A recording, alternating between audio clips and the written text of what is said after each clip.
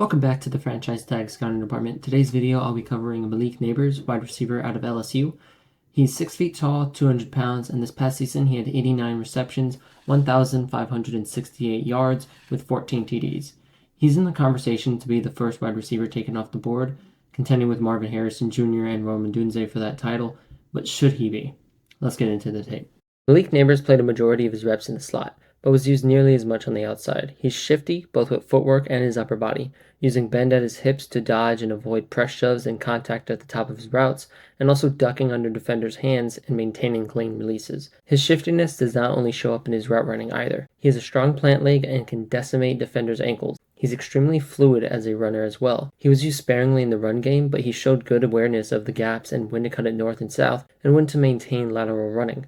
Get him the ball in his hands, and he can turn a short slant, a drag, a screen into a splash play. He also has great IQ, and on multiple occasions would call out blitzing DBs from his side of the field to the quarterback. His speed throttle is great. His transition speed from route running to running with the ball in his hands is fantastic, but he also has variance in his speed during his route breaks, and is able to keep good balance when shaking defenders and exiting those breaks. On deep routes, he shows great ball tracking abilities and can contort his body extremely well in order to make toe tap catches or reel one in with an awkward body angle. The last thing I want to note for his pros is, man, does he love blocking for his teammates.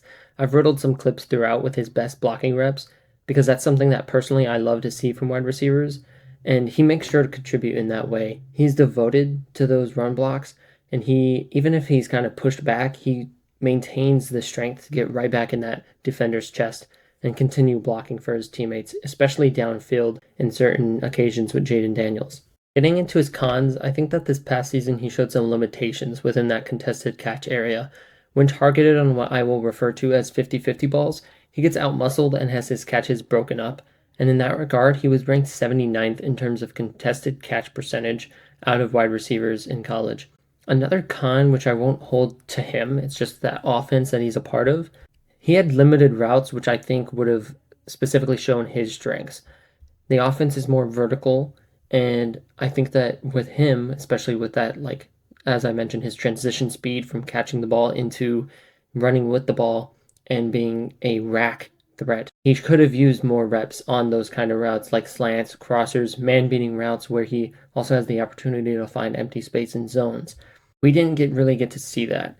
In a more West Coast style like offense in the league, I think that would be his best, but there's no West Coast offense that can look to his tape and see him running West Coast routes.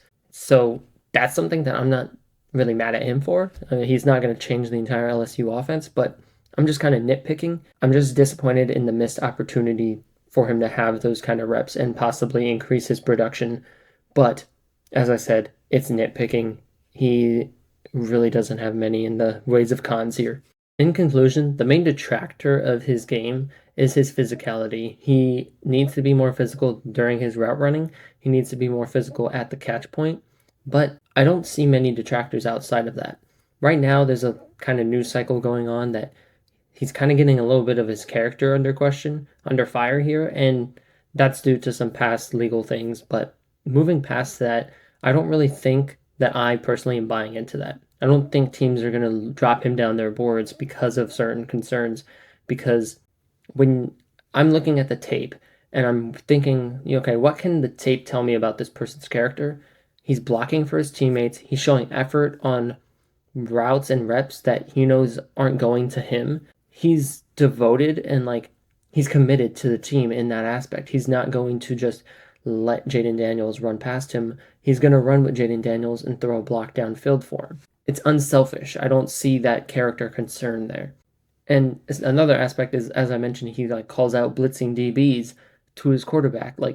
Yes, that could be selfishly motivated. He's wanting to get the ball thrown his way because his DB is blitzing, but it's also just extra help for the quarterback of identifying what the situation is. So I think that he's more than a weapon on the field. He's more than a weapon in his character and his devotion to helping his teammates.